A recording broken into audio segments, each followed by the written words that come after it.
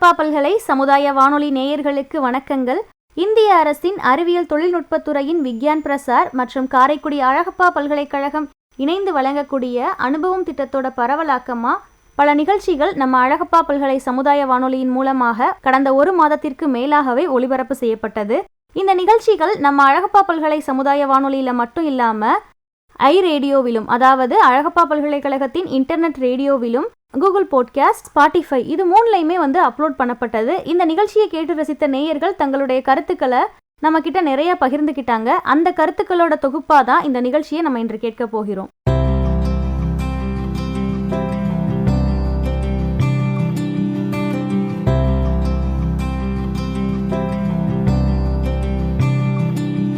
நேயர்களுக்கு வணக்கம்.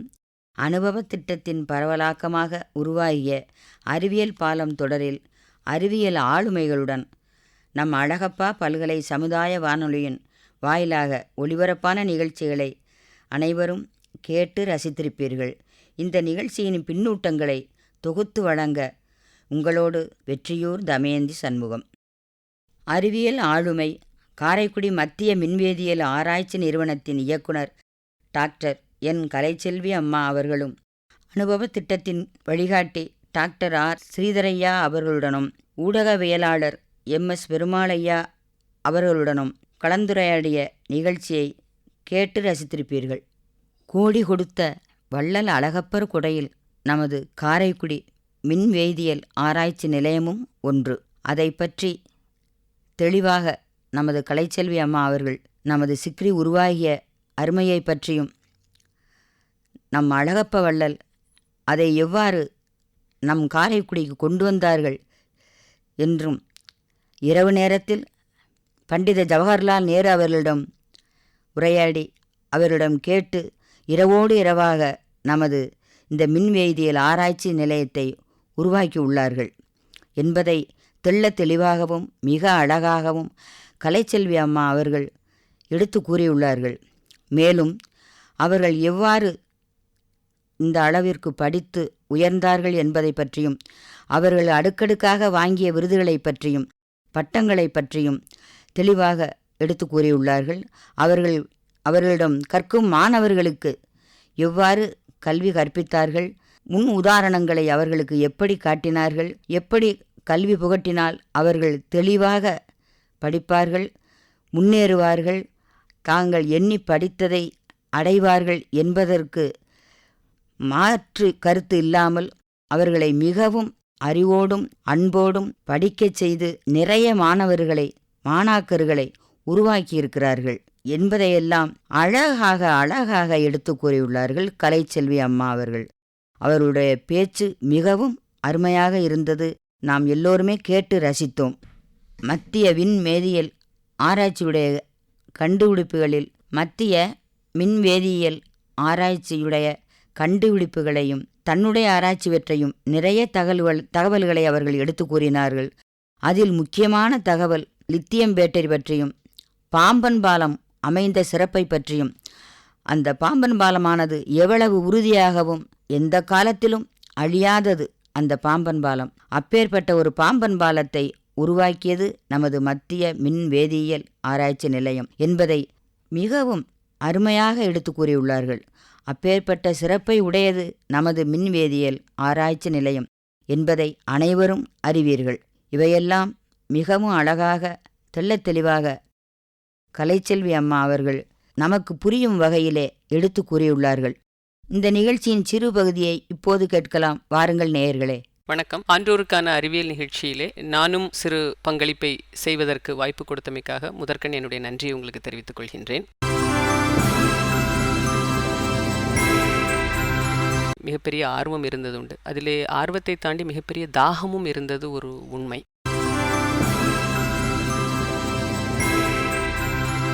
நீங்கள் கண்டுபிடிச்சது காப்புரிமை வாங்கி இண்டஸ்ட்ரிக்கு கொடுத்து இந்திய நாட்டுக்கு ஏதாவது பணம் வந்திருக்கா? அன்னைக்கு இந்த காப்புரிமைகளுக்கான டிமாண்டும் இதுக்கான தேடலும் அதிகமாகும். ஆனால் இப்போ சமீப காலத்தில் ஒரு 2 மாதம் முன்னாடி நாங்கள் வந்து டாடா கெமிக்கல்ஸ்க்கு, அது வந்து என்னுடையதுன்னு நான் சொல்ல மாட்டேன், இந்த நிறுவனத்தினுடைய ஒரு கண்டுபிடிப்பாக ஒரு என்எம்சி டெக்னாலஜி, நான் இப்போ சொன்னேன் இல்லையா, LiCO2 போட்டிங்கன்னா கோபால்ட் ஆக்சைடுனா சீக்கிரமே வந்து வலுவிழந்துடுதுன்னு, அது ஒரு வலுவான ஒரு எலக்ட்ரோடு, அதை வந்து ஒரு என்எம்சிங்கிற ஒரு கெமிஸ்ட்ரியில் பண்ணி அதை டாடா கெமிக்கல்ஸ்க்கு நாங்கள் வந்து டெக்னாலஜி ட்ரான்ஸ்ஃபர் பண்ணியிருக்கிறோம். அவங்க அதை கூடிய விரைவில் இந்தியாவில் வந்து அதை பயன்படுத்துகிறோன்னு சொல்லியிருக்காங்க. நாங்களே எங்கள்கிட்ட ஒரு சென்னையில் காரைக்குடியில் வந்து இப்போ தலைமையிடமாக வச்சு எங்களுடைய மத்திய மின்வேதியியல் ஆய்வகம் இயங்கினா கூட எங்களுடைய எக்ஸ்டென்ஷன் சென்டர் ஒன்று வந்து சென்னையில் இருக்குது. இப்போ அந்த சென்னையில் வந்து சிஎஸ்ஆர் காம்ப்ளெக்ஸில் இருக்குது. அந்த சென்னையில் வந்து நாங்கள் ஒரு லித்தியம் பேட்டரி மேனுஃபேக்சரிங் ஃபெசிலிட்டின்னு ஒன்று இப்போ நாங்கள் கொண்டு வந்துட்டுருக்குறோம். எங்களுடைய சிஎஸ்ஐஆர் நிறுவனம் 100 கோடி ரூபாய் இப்போ எங்களுக்கு அதுக்காக கொடுத்தாங்க. அது வந்து ரொம்ப பெரிய ஒரு விஷயம். நித்தி ஆயோகில் இருக்கக்கூடிய டாக்டர் வி.கே. சரஸ்வத்தும் எங்களோட சிஎஸ்ஐஆரோட director general doctor Shekhar C Mande, இவங்க 2 பேரோட ஒரு ரொம்ப பெரிய ஒரு தீர்க்க தரிசனமான ஒரு முயற்சியில் நான் வந்து அவங்கள்ட்ட இந்த மாதிரிலாம் பண்ண முடியும்னு சொன்ன பொழுது ஒரு 100 கோடி ரூபாய் கொடுத்து இப்போ இன்றைக்கி வந்து அது சென்னையில் வந்துட்டுருக்குது. இப்போது இந்த இன்ஸ்டிடியூஷன் ஆரம்பித்தது நேருவினுடைய விஷனரி 75 வருஷத்துக்கு முன்னால் ஆரம்பிச்சிருக்கேன். 40 வந்து இது ஒன் ஆஃப் தி இது அன்றைக்கு இருந்த சயின்ஸ் பற்றின ஒரு அவேர்னஸுக்கும் அல்ல நீங்கள் சொன்ன மாதிரி ஒரு தாகத்துக்கும் இன்றைக்குள்ள ஜென்ரேஷனுங்க எப்படி இருக்குது? இது வந்து ரொம்ப சரியான கேள்வி. அதுக்கு முன்னாடி நான் இன்னும் ஒரு முக்கியமான விஷயத்தை நான் கண்டிப்பாக சொல்லணும்னு நினைக்கிறேன். எப்படி பண்டித ஜவஹர்லால் நேரு அவர்களுடைய ஒரு சீரிய ஒரு தொலைநோக்கு பார்வையில் இந்த ஆய்வகம் நிர்மாணிக்கப்பட்டது என்று நாம் சொல்கின்றோமோ, அதற்கான ஒரு வடிவமைப்பை கொடுத்த ஒரு மிகப்பெரிய தீர்க்கதரிசி வள்ளல் அழகப்ப செட்டியார்.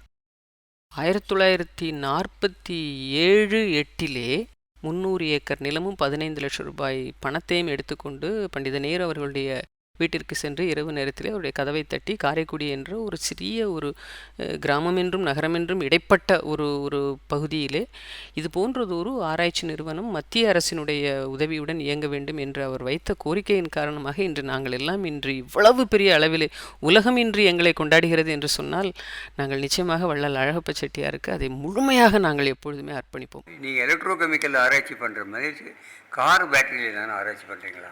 ஐ திங்க் இதுதான் வந்து ரொம்ப ரொம்ப அருமையான கேள்வி. நாங்கள் வந்து எங்களுடைய ஆராய்ச்சியில் ஆரம்பம் வந்து சின்ன லெவலில் நம்ம வந்து சிறிய அளவு பேட்டரி பண்ணாலும் எங்களுடைய தொலைநோக்கு பார்வை என்னென்னா மொபிலிட்டிக்கான பேட்டரிகளை, லித்தியம் பேட்டரிகளை தயாரிப்பது. இப்போ அப்படி பார்த்திங்கன்னா 2 விஷயம். இந்த லித்தியம் பேட்டரி போட்டு நீங்கள் கார் எடுக்கிறீங்க, இன்னும் கொஞ்ச நாளில் நம்மளுடைய தேசிய நெடுஞ்சாலைகளில் next fuel station after 1 kilometre அப்படிங்கிற போர்டுக்கு பதிலாக next charging station at 1 kilometre அப்படிங்கிற ஒன்று வரும். சார்ஜிங் ஸ்டேஷன்ஸ் வரப்போகுது. இப்போ 2 விதமாக இந்த பேட்டரியை வந்து நீங்கள் சார்ஜ் பண்ணலாம். ஒன்று வந்து இந்த பேட்டரியிலேயே ஒரே சார்ஜில் நிறைய கிலோமீட்டர்கள், நிறைய தூரம் பயணிக்கிற மாதிரியான ஒரு பேட்டரியை நீங்கள் வடிவமைச்சு அதை காரில் பயன்படுத்துறது ஒன்று. 2வது, அப்படி நீங்கள் போகிறப்ப இங்கேருந்து நம்ம வந்து சென்னை வர போகிறோம், 400 கிலோமீட்டர் போகிறோம்னா 200 கிலோமீட்டர் ஆனதுக்கப்புறமா நம்ம ஒரு இடத்துல 2 விதமாக நம்ம வந்து அந்த பேட்டரியை சார்ஜ் பண்ணலாம். ஒன்று காரை நிறுத்திட்டு பேட்டரியை சார்ஜ் பண்ணுறது, இன்னொன்று ஸ்வாப்பிங் டெக்னாலஜின்னு ஒன்று இருக்குது.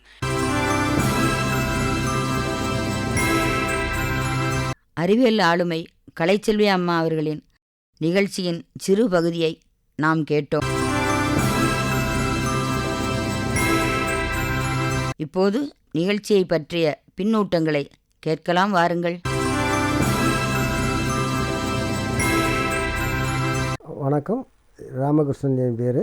ரயில்வே எம்ப்ளாயாக இருக்கிறேன். அந்த அழகப்பா யூனிவர்சிட்டியினுடைய எஃப்எம் எப்போதும் கேட்பேன். அந்த நிகழ்ச்சியெல்லாம் நன்றாக இருக்கிறது. அனுபவம் நிகழ்ச்சியில் சிக்ரியோடைய டைரக்டர் கலைச்செல்வி மேடம் பேசுகிறதை நான் எஃப்எம்மில் கேட்டேன். அது ரொம்பவே ஆச்சரியமாக இருந்தது. இன்றைக்கு இருக்கக்கூடிய பெண்களுக்கு அவங்க முன்னோடியாக இருக்கிறார்கள்.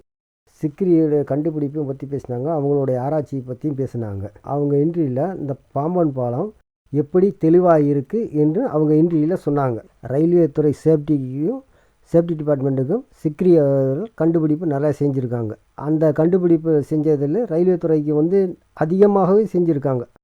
அந்த பாம்பன் பாலம் வந்து துருப்பிடிக்காமல் இருக்கிறதுக்கு, சேஃப்டி ரயில் தண்டவாளம் துருப்பிடிக்காமல் இருக்கிறதுக்கு, அந்த சிசிஆர்ஐயில் இருந்து கண்டுபிடிக்கப்பட்ட ஸ்க்ரீஸு மித்தவுடைய மெட்டீரியல்ஸ்லாம் இந்த சென்ட்ரல் எலக்ட்ரோ கெமிக்கல் சிசிஆர்ஐ அவங்க ரயில்வே துறைக்கு நல்லா உதவி செஞ்சுருக்காங்க. இந்த இன்டர்வியூவில் அவங்க பேசின நிகழ்ச்சி நல்லா தெளிவாக இருந்துச்சு. அழகப்பா பல்கலைக்கழக சமுதாய வானொலி வளர்க. எனது நன்றி.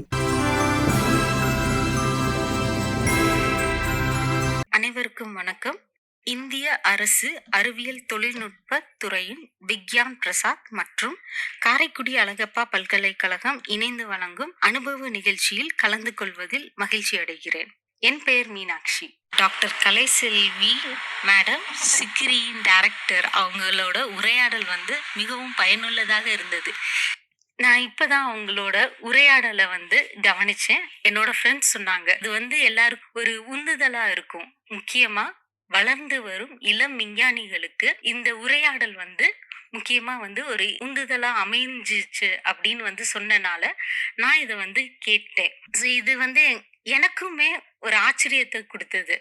நிறைய விஷயங்கள் முக்கியமா இளம் விஞ்ஞானிகள்லாம் பெரிய விஞ்ஞானிகள் வளர்ந்த விஞ்ஞானிகள் பயமுறுத்த தான் செய்வாங்க. அதுன்னு சொன்னது எனக்கு ரொம்ப ரொம்ப பிடிச்சது.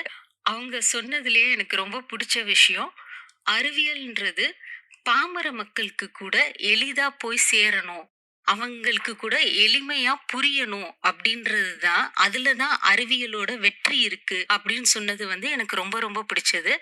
அண்ட் காரைக்குடியில இப்படி ஒரு ஆய்வுக்கூடம் உருவாக்கி தந்த அழகப்ப செட்டியாருக்கு ரொம்ப ரொம்ப நன்றி. எங்களுக்கு நன்றியை நான் தெரிவிச்சுக்கிறேன். ஏன்னா அவர் இல்லாட்டினா இப்படி ஒரு ஆய்வுக்கூடம் வந்திருக்க முடியாது. அண்ட் இவர் போன்ற ஒரு பெரிய சயின்டிஸ்ட் அறிவியல் விஞ்ஞானிகள் நமக்கு கிடைச்சிருக்க மாட்டாங்க. அண்ட் இவங்க உண்மையிலேயே எல்லாருக்கும் ஒரு வழிகாட்டியா இருப்பாங்கன்றது உண்மையான ஒரு விஷயம்.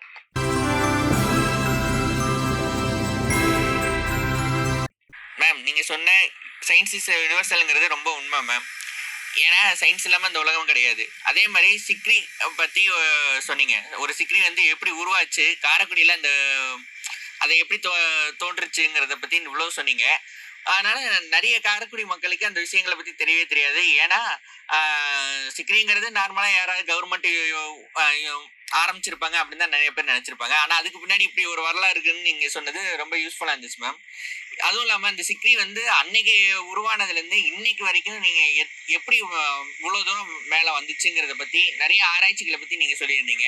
நிறைய மாணவர்கள் எப்படி ஒர்க் பண்ணாங்க, எந்த மாதிரி ஆராய்ச்சி பண்ணாங்கிறத பற்றி நீங்கள் சொன்னீங்க. அது ரொம்ப யூஸ்ஃபுல்லாக இருந்துச்சு. ஏன்னா அதுக்கடுத்து வர்ற நிறைய ஸ்டூடெண்ட்ஸ்க்கு இது ஒரு பாடத்திட்டம் மாதிரி இருக்கும். அவங்க பண்ண ஆராய்ச்சிகள் எல்லாமே ஒரு சீனியர்ஸ் ஒரு ஜூனியர்ஸ்க்கு பண்ற ஹெல்ப் தான். ஸோ இன்னும் நிறைய ஆராய்ச்சிகள் அந்த சிக்ரி மூலமா வரும். காரைக்குடியும் அதன் மூலமா நிறைய ஒரு ரொம்ப மேலோங்கி காணப்படும். ஏன்னா காரைக்குடியில ஒரு சிக்ரி இருக்குங்கும்போது ஒரு இந்திய அளவுல அது ஒரு ரொம்ப பெருமையான விஷயம். இந்தியாவில காரைக்குடிங்கிறது ஒரு நார்மல் ஒரு இடம் தான். ஆனா இந்த இடத்துக்கு சிக்ரிங்கிறது ஒரு பெரிய விஷயம். இது மூலமா காரைக்குடிக்கும் அது ஒரு பெருமை, சிவகங்கை மாவட்டத்துக்கும் அது ஒரு ரொம்ப பெரிய விஷயம். அதே மாதிரி நம்ம காரைக்குடி மக்கள் இருக்கட்டும், நம்ம உலக மக்கள் யாருக்குமே அறிவியல் இல்லாம இருக்கவே முடியாது மேம்.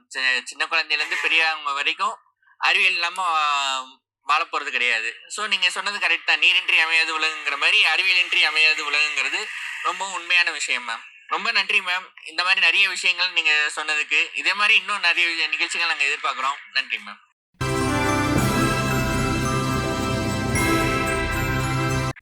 நிகழ்ச்சிகளை கேட்டு ரசித்ததற்கு நன்றி. மீண்டும் உங்களை அடுத்த நிகழ்ச்சியில் சந்திக்கும் வரை உங்களிடம் விடைபெறுவது வெற்றியூர் தமயந்தி சண்முகம்.